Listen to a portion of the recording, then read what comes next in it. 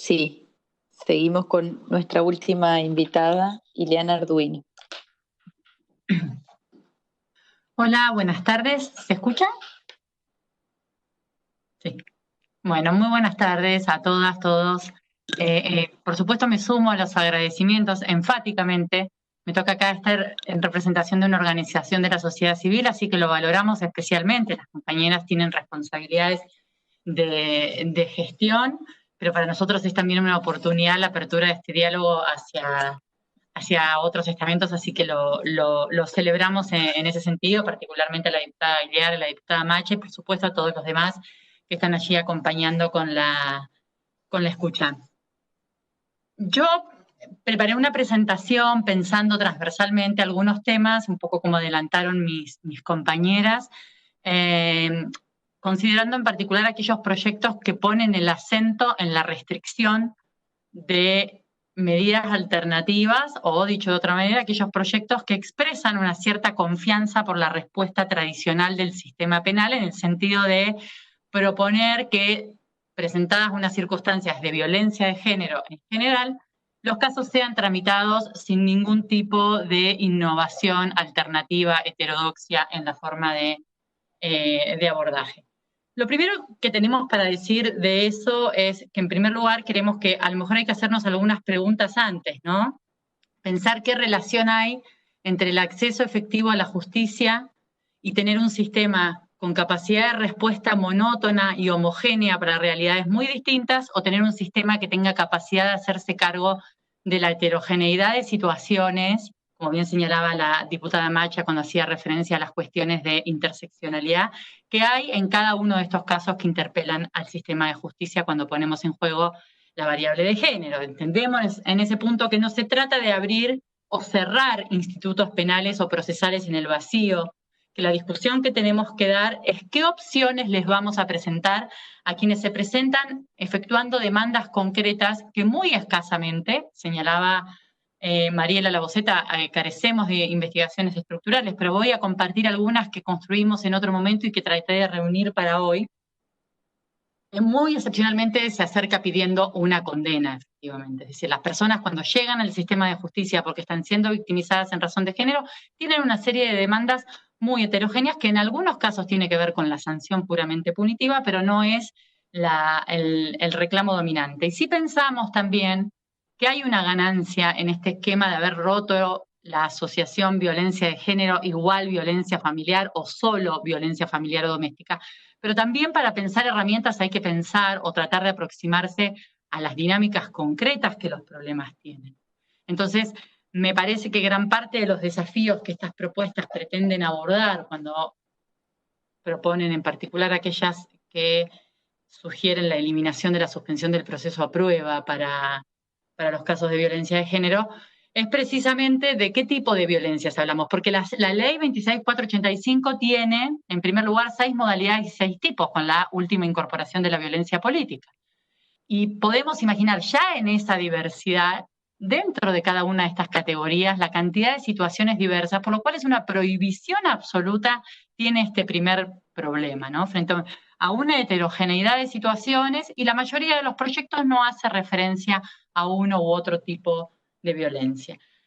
Entonces, una primera pregunta que me gustaría dejar instalada es ¿qué ganancia tenemos en disolver esto que conseguimos en la pluralización de violencias, otra vez en un abstracto total de las prohibiciones in totum respecto de las salidas alternativas? Creo que muchas de las iniciativas, en realidad, es una lectura que quizás me atrevo a decir que no es equivocada, están pensando en violencia sexual y violencias domésticas, cuando están diciendo genéricamente violencia de género. Y en algún punto eso es acertado, porque hay una prevalencia de la violencia doméstica que obliga a darle prioridad a esta dimensión.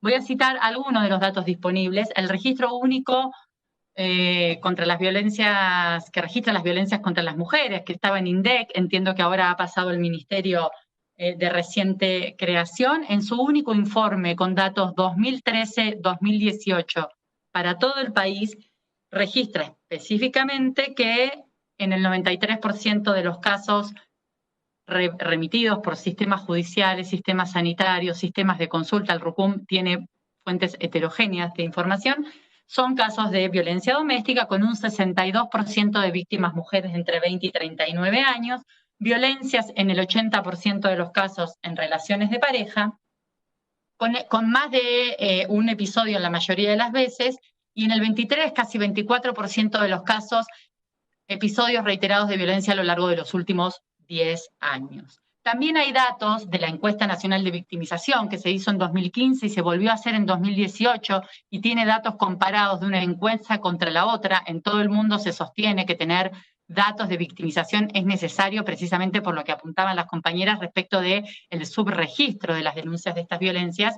Y es una encuesta amplia desarrollada con estándares internacionales que permite comparar datos en base a indicadores validados internacionalmente. ¿Qué dice la encuesta 2015-2019? Que disminuyeron las denuncias del 92% al 75%, al tiempo que aumenta la resolución de las respuestas por otros medios y no por la denuncia policial o judicialización de los casos.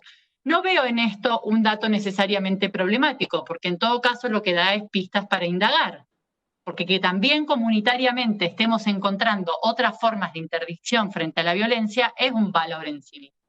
Ninguna sociedad puede resolver todas las dinámicas de violencia estatizando todas las intervenciones. Entonces, hay ahí un dato en esos movimientos de las cifras y en la valoración que debe ser puesto en discusión cuando pensamos políticas públicas.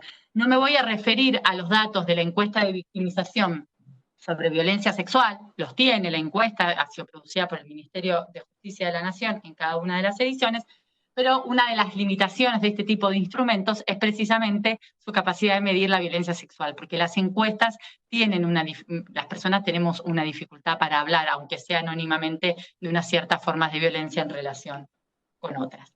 Entonces, el primer eje para nosotros es poder pensar en qué tipo de problemas queremos estar resolviendo cuando proponemos estas cosas, romper la idea de que acceso a la justicia es igual a una única alternativa, más bien tratar de hacer sentido común que surge de las expresiones de intereses diversos que hacen las víctimas en distintas instancias, que lo que hace falta es diversidad de alternativas para que los sistemas de justicia, en particular penales, no se vuelvan, para decirlo con la terminología de trabajos de PATSEC, una encerrona o una circunstancia de entrampamiento cuando las mujeres están ahí y no saben cómo salir de ahí, que es una experiencia bastante referida cuando los procesos avanzan inequívocamente hacia la criminalización contra su voluntad. Otra cuestión que nos parece es que no se pueden pensar políticas legislativas con modelos de víctima. No hay víctima Afrodita, se suele usar la expresión víctima Hércules, pero nos gusta más la imagen de Afrodita, ni hay víctimas absolutamente desprovistas de agencia. Hay personas concretas en circunstancias victimizadas que atraviesan determinados niveles de posibilidad o no frente a ciertos conflictos. Entonces no se puede pensar la prohibición de un mecanismo bajo la presunción de que ninguna persona puede manifestar libremente su consentimiento, porque no hay cómo reconciliar esas propuestas con los deberes de respeto de autonomía y de adopción de medidas de reconocimiento de autonomía y dignidad de las personas. Tampoco se puede, como hacen algunas expresiones livianas cuando sugieren que todo reclamo de eficacia de los feminismos es punitivista, eso es falso. Tampoco se puede asumir que todas las mujeres o todas las personas victimizadas en razón de género, después voy a hacer una referencia a este binarismo con el que estoy expresándome, están en condiciones de asumir procesos de negociación, de diálogo o procesos alternativos al proceso típicamente penal. Sencillamente, por eso, el mejor esquema para enfrentar la diversidad y la heterogeneidad es tener capacidad de respuesta distinta para muchas situaciones. Voy a poner un ejemplo de una investigación que acabamos de presentar, un estudio exploratorio sobre cuáles fueron los comportamientos en casos donde sí hubo probation, y también un trabajo que es bastante pionero porque trabaja con entrevistas a las víctimas que atravesaron el proceso. ¿Qué indican los datos? Bueno, un número importante de estas personas mantuvo una situación de convivencia entre el momento de la denuncia y el momento final. En un 25% de los casos fueron convivientes. Y otras mantuvieron su relación de pareja en un 28%. Y en un 5% de los casos mantuvieron su relación de pareja más allá del avance del proceso hacia una salida alternativa que se aplicó en el caso. No es que las víctimas decidieron no consentir la aplicación de medidas alternativas que están sujetas a control penal. Lo que trato de señalar con este dato, que sabemos fragmentario, pero bueno, somos una organización de la sociedad civil, producimos datos con lo que hay disponible, es que está bien lejos de la fantasía de una víctima que siempre quiere la exclusión, la distancia y una serie de circunstancias. Podemos hacer lecturas sobre la conveniencia o no de esto, pero lo cierto es que esos casos con esa heterogeneidad en los sistemas de justicia existen. Un 68% de ellas tienen hijos en común con las personas y prácticamente la totalidad, cuando le fueron a consultar, manifestó que ya no le interesaba seguir con el proceso, que acordaban con la probation, que no habían vuelto a tener problemas, entre otras cosas porque también pasa demasiado tiempo entre que se hace una presentación y efectivamente el Estado ofrece algún tipo de respuesta. Entonces, nosotros pensamos, no hay tutela ni hay protección eficaz sin escucha. La idea de un sistema que trabaje con una prohibición in totum niega la posibilidad de escucha y es una forma de hablar por los otros que no podemos poner como una piedra angular de nuestro sistema de respuesta frente a las violencias. Porque ¿en qué fallan los sistemas? Precisamente en su capacidad de escucha. ¿Qué dicen las víctimas? No me escuchan. No me escuchan cuando quiero avanzar, no me creen cuando denuncio y me mandan a periciar, no me escuchan cuando digo que no quiero seguir, no me escuchan cuando digo que lo que me pasa es que no puedo esperar 12 horas para hacer una denuncia y perder mi día de trabajo, o que es verdad que tenemos una medida de restricción, pero en algún lugar tengo que dejar a los chicos. Es de verdad, son demasiado complejas las circunstancias. Y nosotros pensamos que de lo que se trata es de generar mecanismos precisamente que den audiencia, en el sentido de que hagan audible lo que ahí se está contando, que generen dispositivos para escuchar y ofrecer la mejor resolución, que por supuesto en algunos casos va a ser invariablemente un castigo, pero que no puede ser irremediable e inexorable, y sobre todo únicamente la posibilidad de la aplicación de una pena, que ahora vamos a ver cómo funciona. Sobre la cuestión de la escucha, me gustaría compartirles estos datos. Ileana, Sí. Ileana, no se te ve la imagen. Activás la cámara. Ay, perdón. Por Ahí estoy. favor. Pero estaba yo. Juro que estaba acá. Perdón. Estaba diciendo que quería compartir algunos datos de donde podemos ver esta falta de escucha. En nuestra investigación, solo un 11% de las mujeres tuvieron acceso a DOVIC, la Dirección de Orientación a Víctimas del Ministerio Público Fiscal de la Nación. La investigación es sobre la ciudad de Buenos Aires. Pero todas las que tuvieron acompañamiento de DOVIC apreciaron el acompañamiento. Pudieron ver una diferencia notable en su tránsito por el proceso. Lo mismo hicimos esta investigación con una colaboración indispensable de la red de abogadas feministas. Aprovecho para agradecerles públicamente a las compañeras que hacen un esfuerzo enorme por proveer asistencia jurídica.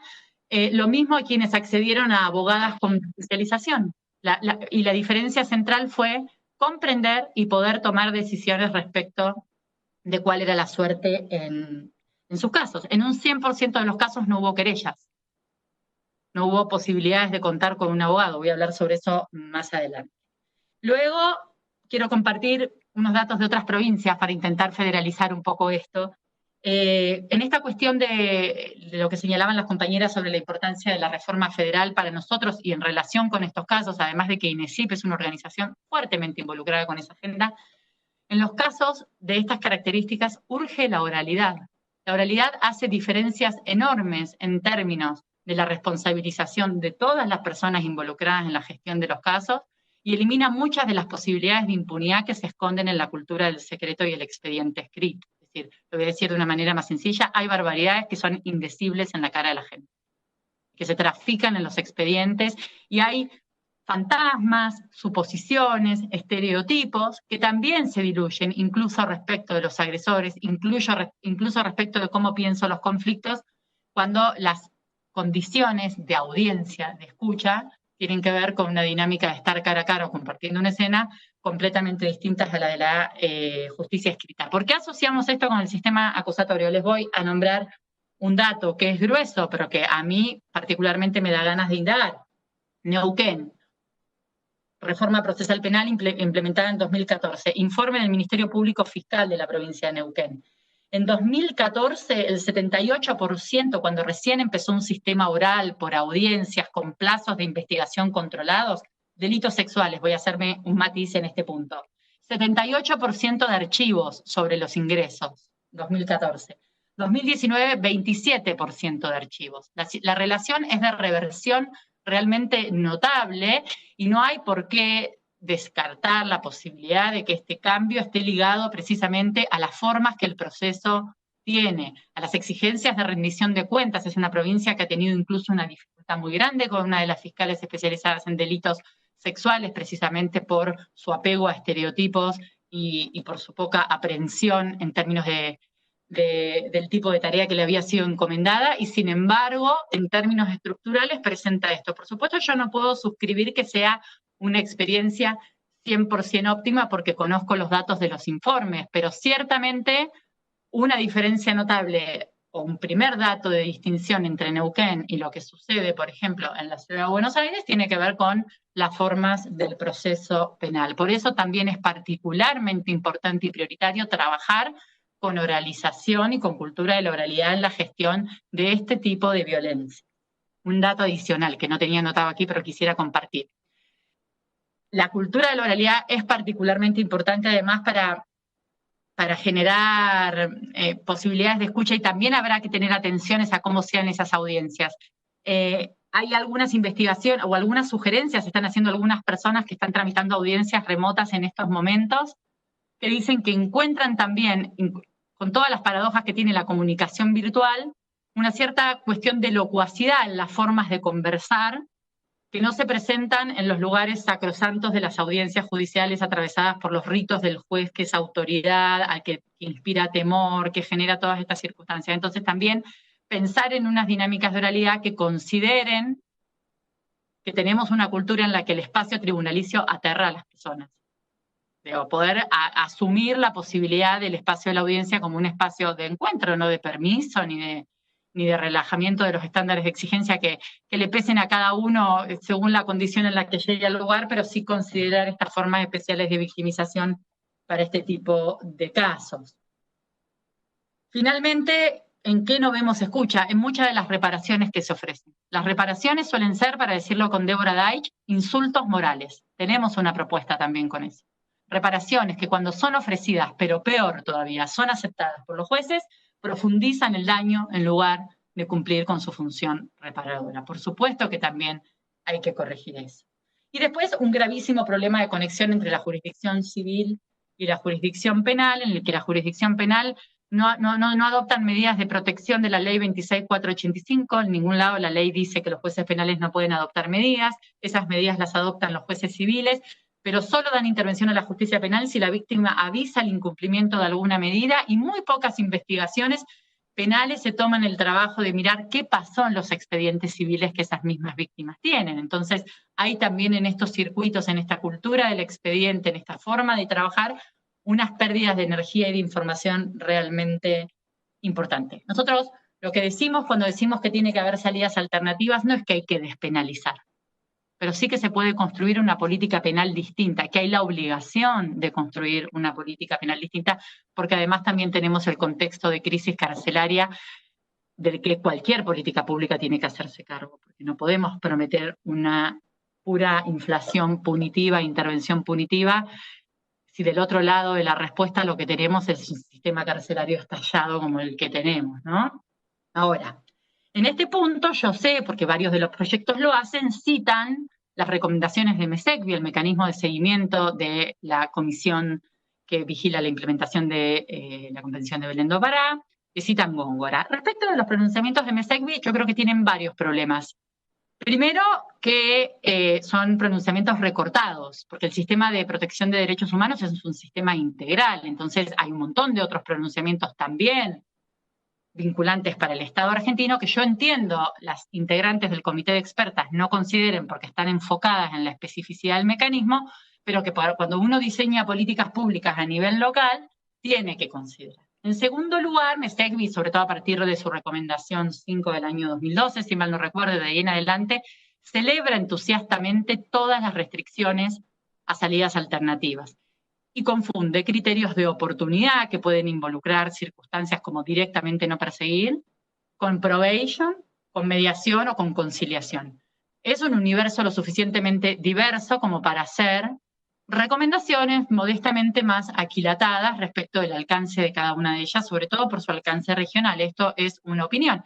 Pero mismo la Comisión Interamericana, en su primer caso pionero, el caso María da Pena, en el punto 4.c de ese fallo, estableció como recomendación para los estados la adopción de mecanismos alternativos frente a las violencias. Eso fue en 2001. Alguien podría decirme, pasaron una cantidad de años. Bueno, pasaron una cantidad de años, pero es el órgano que interpretó por primera vez en un planteo que no llegó a ser contencioso, pero que generó un pronunciamiento de la Comisión Interamericana que tiene un cierto carácter para nuestro Estado, según la Corte, que eso era parte de la respuesta integral. Y luego, no quisiera aburrir con esto ahora, si revisamos los trabajos sobre el concepto de sanción y sobre el concepto de juicio oportuno, hay uno muy bueno de Julieta Di Corleto sobre ese punto, vamos a ver que de ninguna manera hay una relación de exclusión entre salidas alternativas y juicio oportuno o sanción.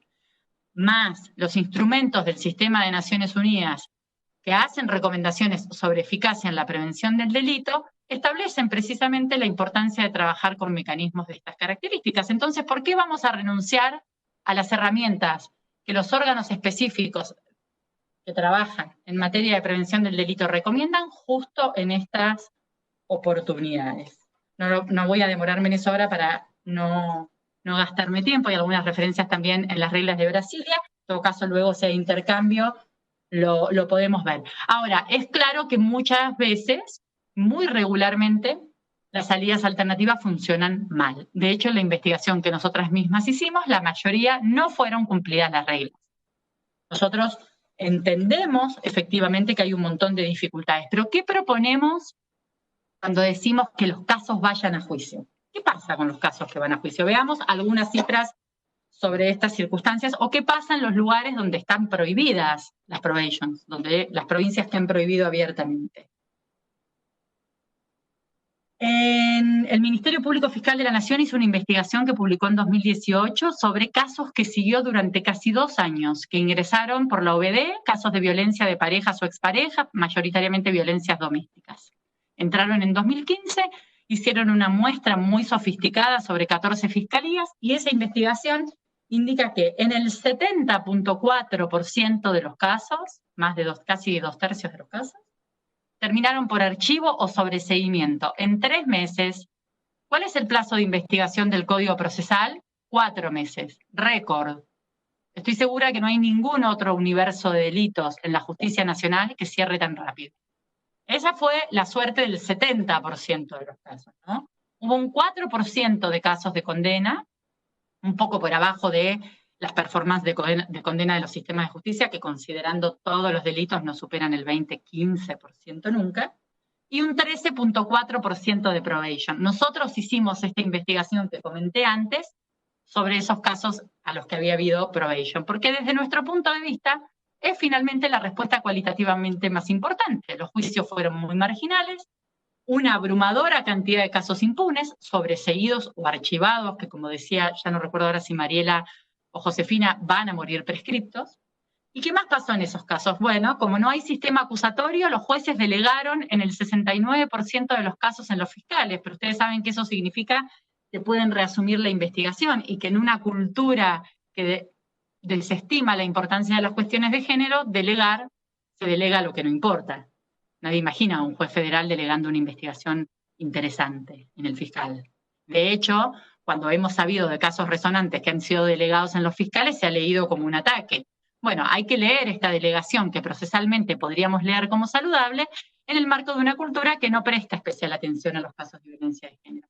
En el 28%, esta cifra a mí me parece espantosa, 28% de los casos las mujeres fueron llevadas a declarar por la fuerza pública. Es decir, no querían más proceso penal y fueron llevadas por la fuerza pública. Ese es el tipo de abordaje que el sistema ofrece.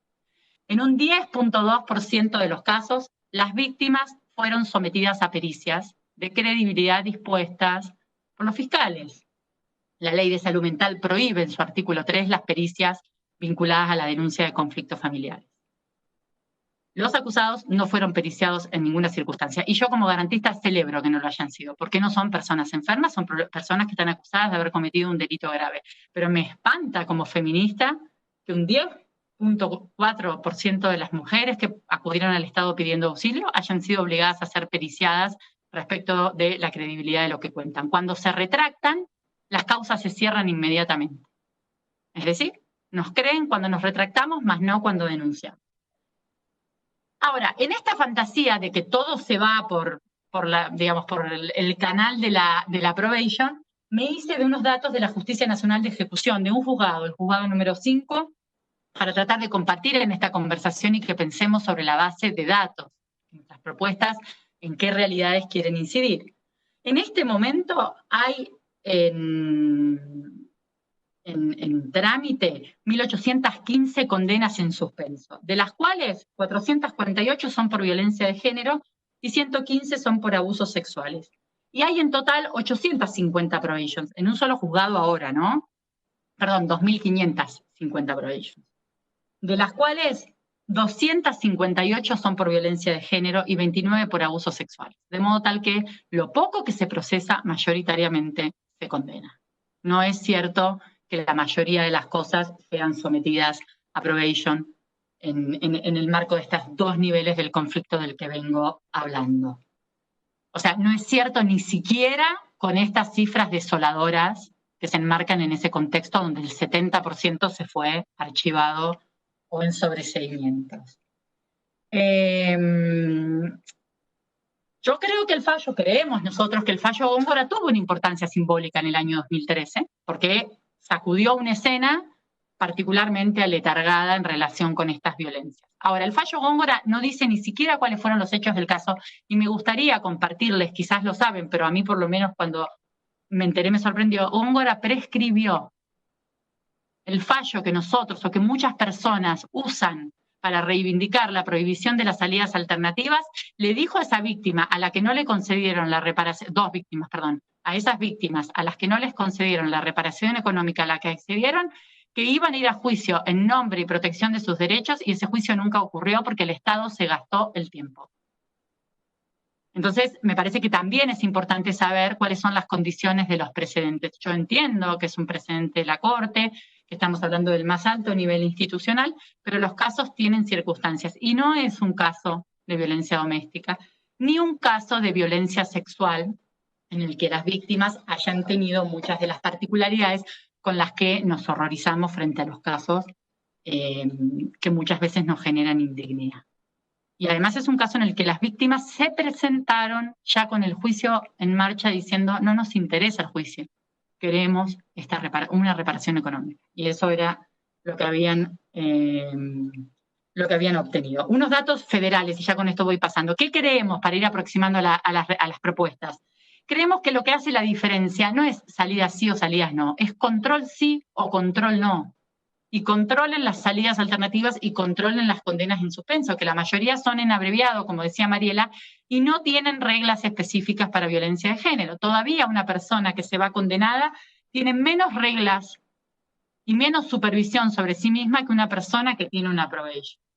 Entonces hay que tener realmente atención a estos detalles de cómo funciona la dinámica punitiva para saber, porque por supuesto que en este análisis nosotros damos por descontadas las intenciones detrás de la vocación de restringir, pero lo cierto es que estas son las dinámicas sobre las que hay que pensar la mejor manera de intervenir. Voy a referir también algunas experiencias de las que nos fuimos muniendo de datos cuando nos invitaron a participar.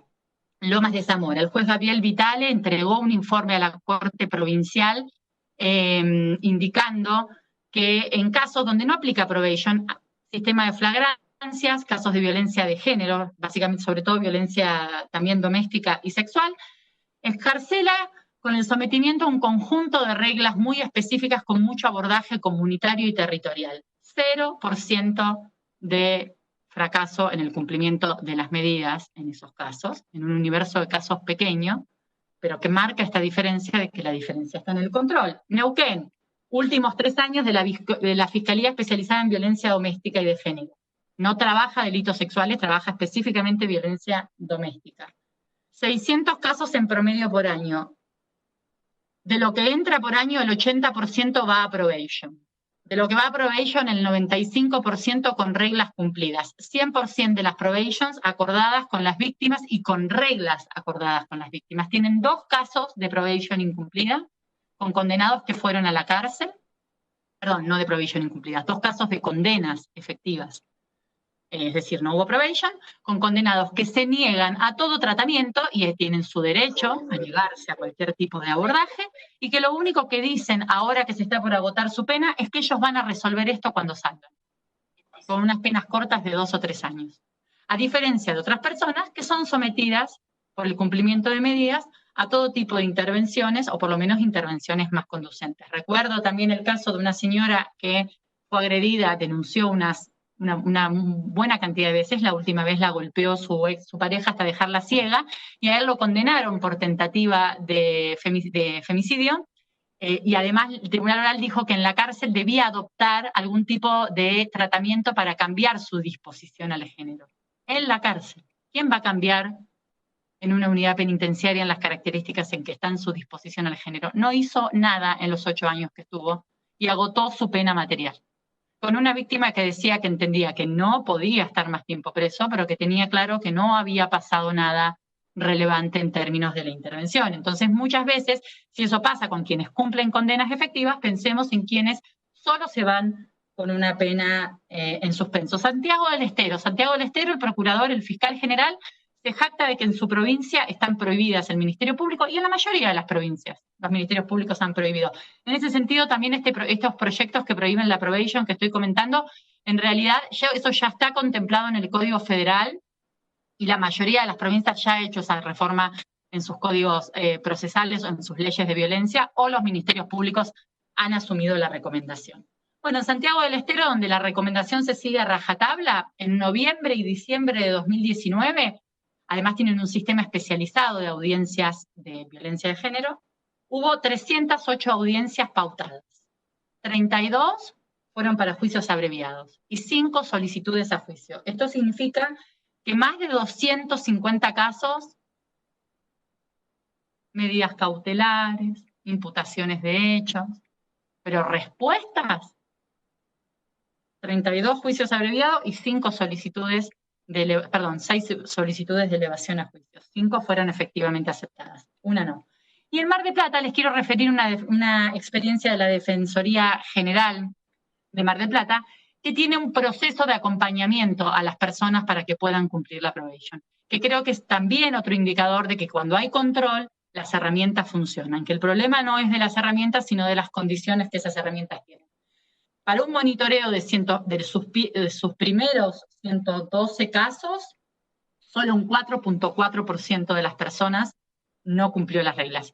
Y quería agregar un dato de Neuquén, donde el nivel de cumplimiento es del 95%, en ninguno de los casos hubo reincidencia. No solo no hubo quiebre de las reglas en ese caso, sino que además no hubo reincidencias en el marco de ese conflicto.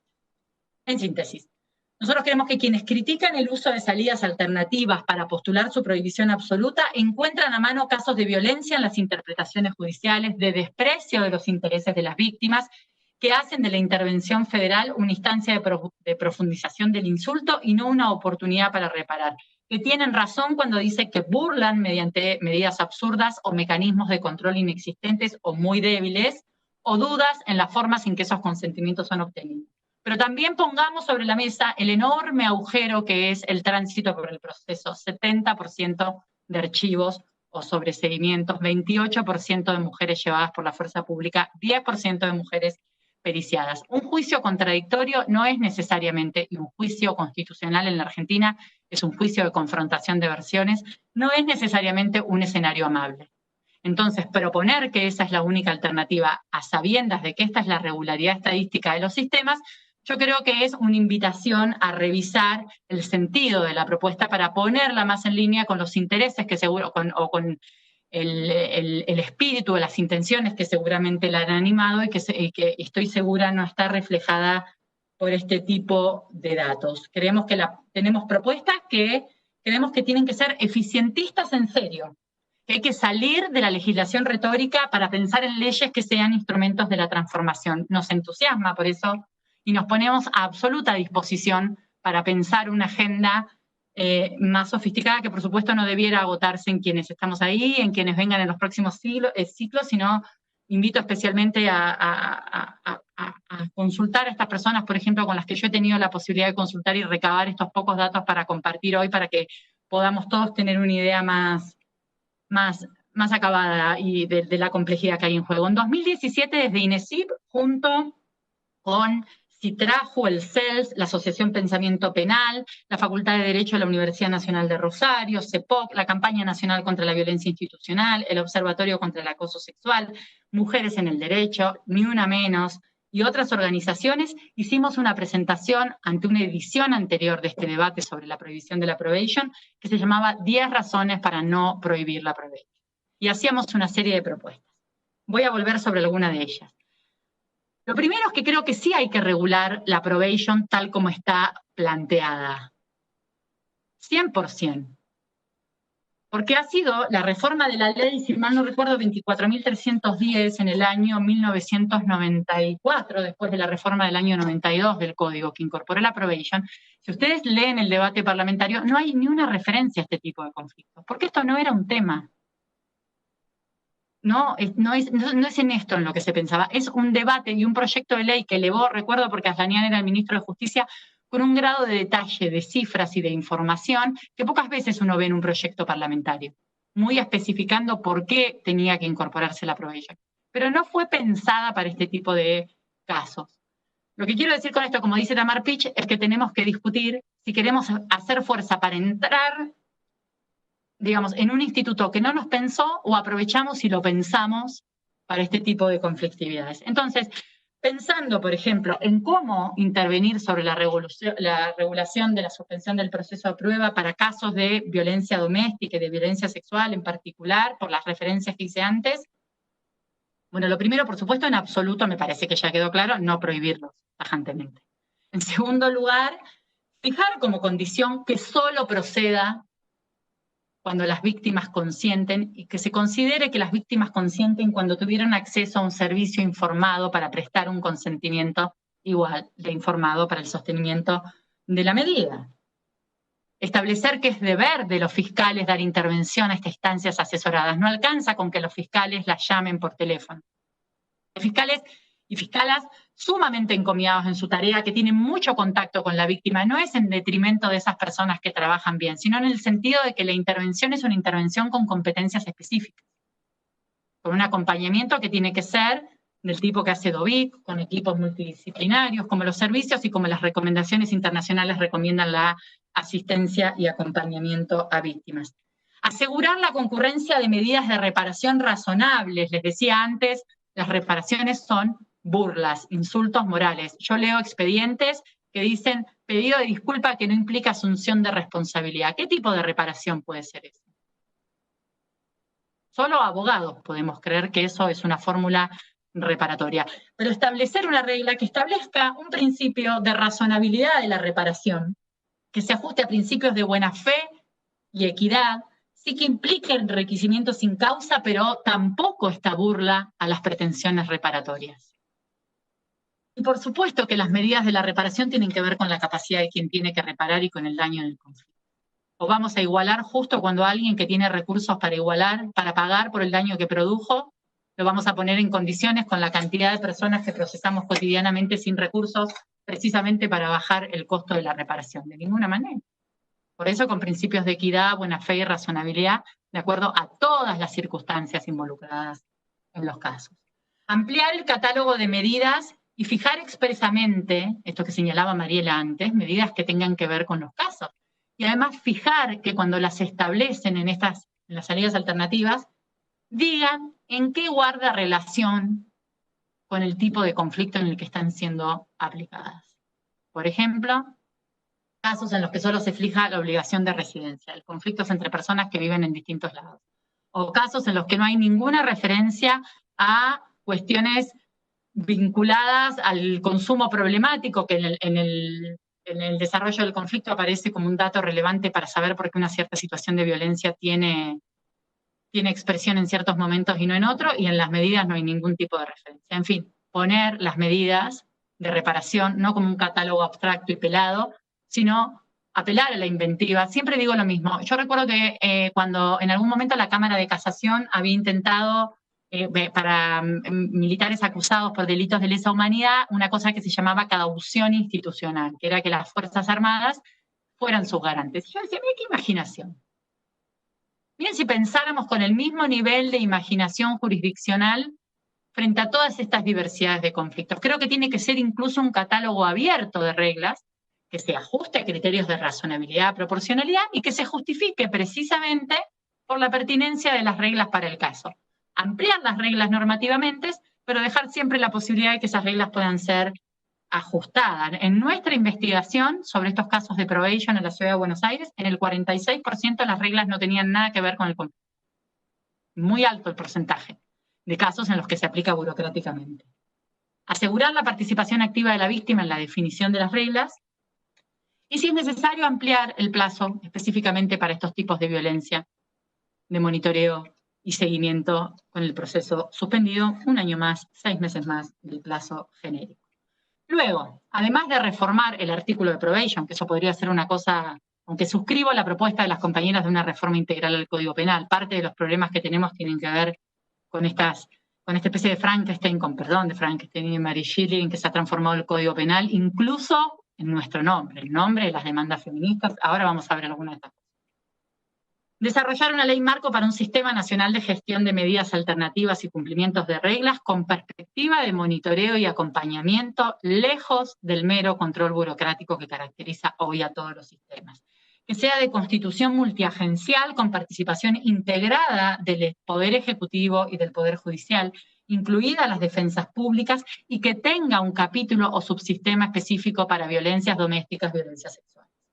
Que articule con un sistema de alertas y advertencias oportunas acerca de los incumplimientos. Que estandarice criterios de intervención a nivel nacional, por supuesto en compatibilidad con las autonomías locales. Que articule con organizaciones de la sociedad civil y mantenga un registro actualizado de organismos públicos estatales y no estatales, y también recursos privados para involucrarse en la reinserción de probados, pero también en la provisión de condiciones de reintegración de derechos para las víctimas. Crear un registro nacional de personas que han accedido a probation. No es lo mismo una persona que incumple una probation y se roba la rueda de un auto, nos podrá parecer más, menos repudiable, y su conducta reiterada tiene que ver con otro delito contra la propiedad, que una persona que agrede o daña a otra persona en función de una subordinación específica. Entonces, jugar con la fantasía de que como no, acá no hay nada, acá no hay antecedentes, acá no pasó nada, es a esta altura de una irresponsabilidad que nadie puede sostener como una afrenta a los derechos. Es una oportunidad de no transitar por un proceso tradicional y el control tiene que ser férreo. Y la ferritud de ese control tiene que ver también con que los incumplimientos o los cumplimientos tienen que ser debidamente registrados. Que esta agencia sea un órgano de consulta antes del otorgamiento de medidas y durante la ejecución haya capacidad de modificar las reglas, porque los conflictos son dinámicos.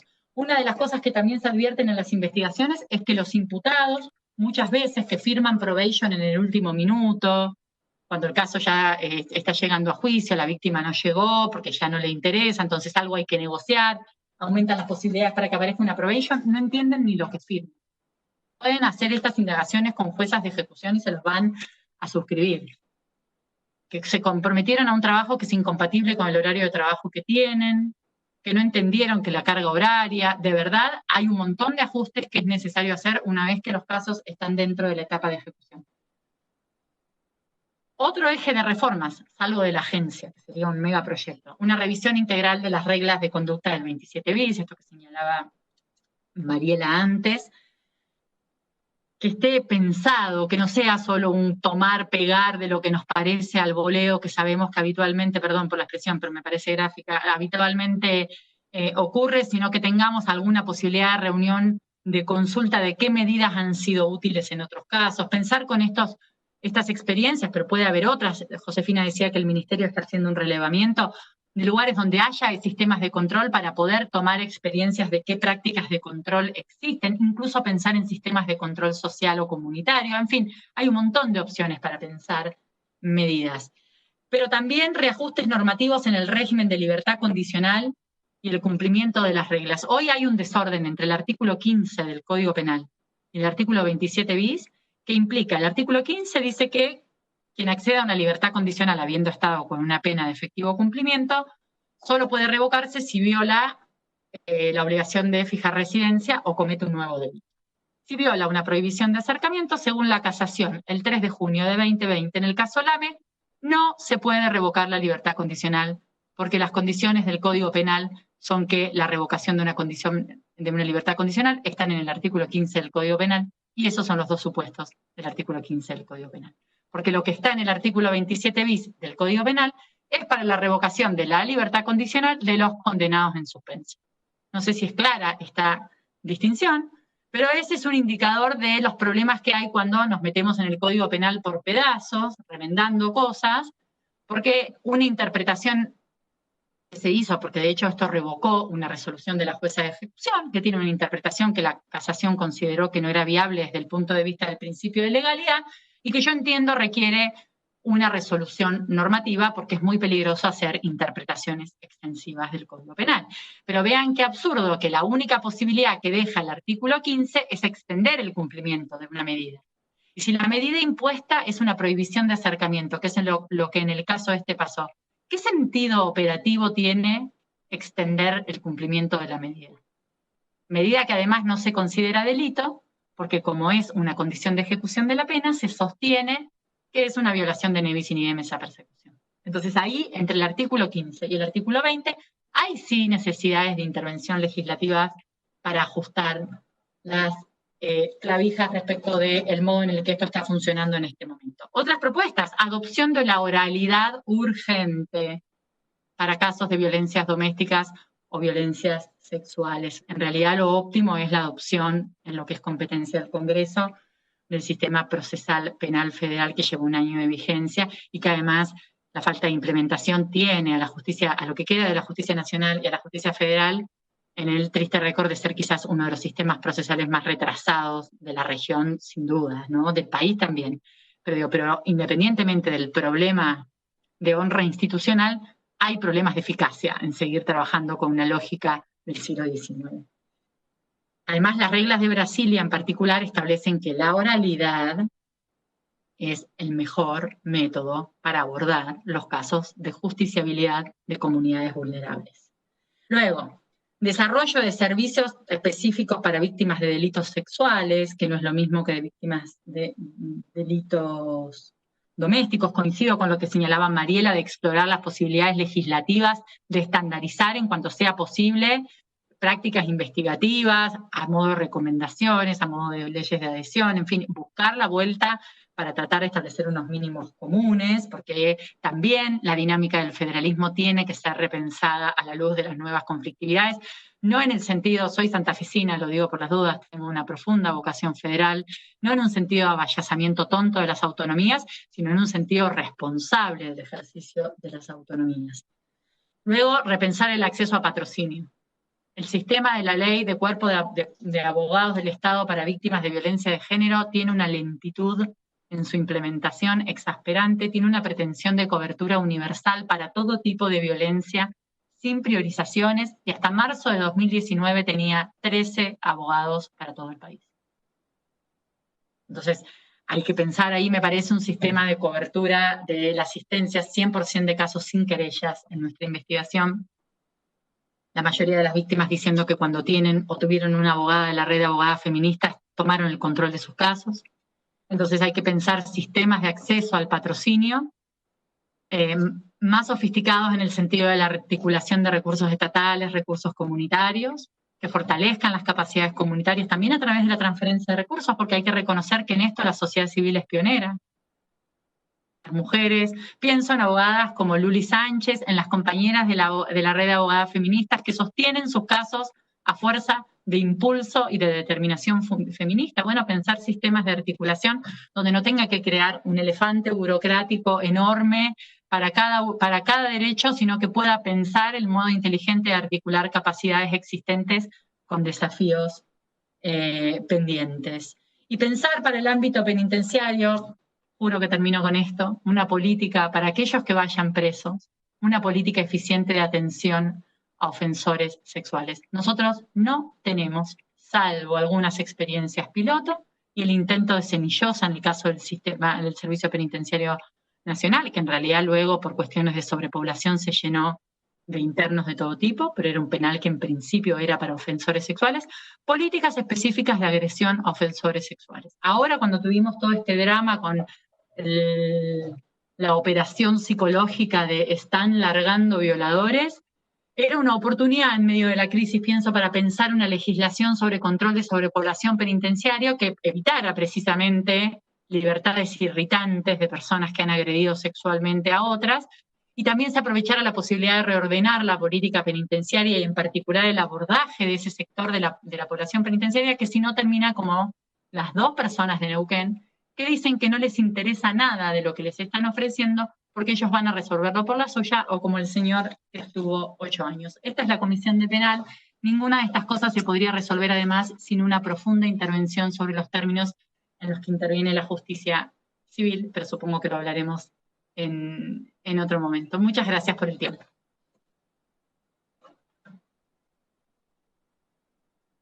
Bueno, muy claro, Ileana. La verdad que las tres expositoras han estado magníficas y tenemos mucha tarea por delante, muchas ideas, muchos insumos nos dieron a partir de sus intervenciones.